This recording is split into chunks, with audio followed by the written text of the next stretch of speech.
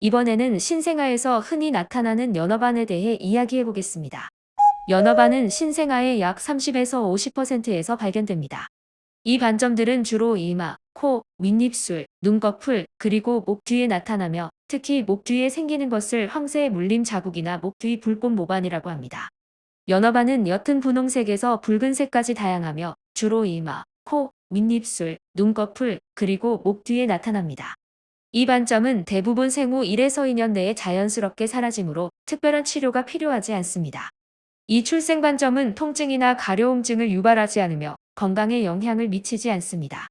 연어반은 흔한 출생 반점이지만 특정 가족력이나 유전적 요인과의 직접적인 연관성은 밝혀져 있지 않습니다. 즉, 부모나 형제 자매 중 연어반을 가진 사람이 있다고 해서 반드시 신생아에게 연어반이 나타나는 것은 아닙니다. 이는 주로 자연 발생적으로 나타나는 현상으로 신생아에서 볼 수 있는 일반적인 특징 중 하나입니다. 연어반은 미성숙한 혈관이 피부 표면 근처에 집중되어 발생하는 것으로 알려져 있습니다.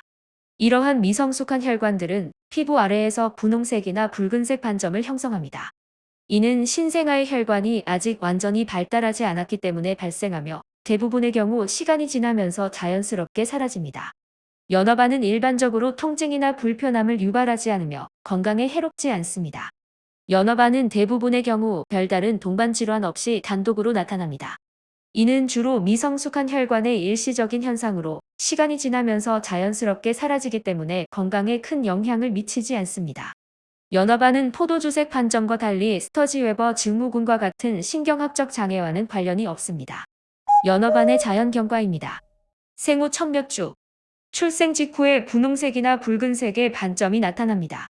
아이가 울거나 체온이 올라가면 더 두드러질 수 있습니다.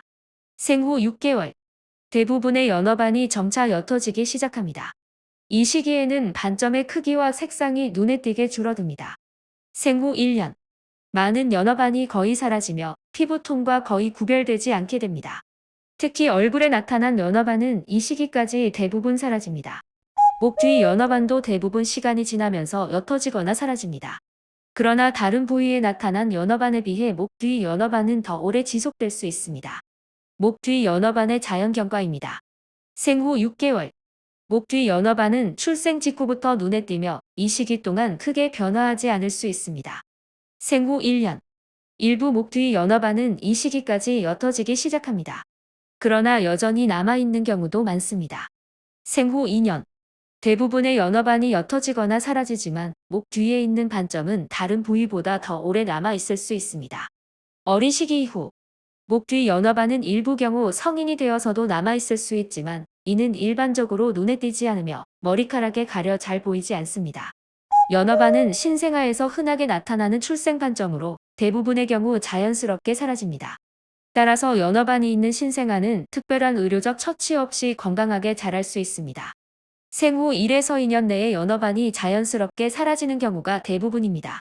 생후 2년까지 연어반이 사라지지 않으면 의사와 상담하여 추가적인 평가와 필요한 조치를 취하는 것이 좋습니다.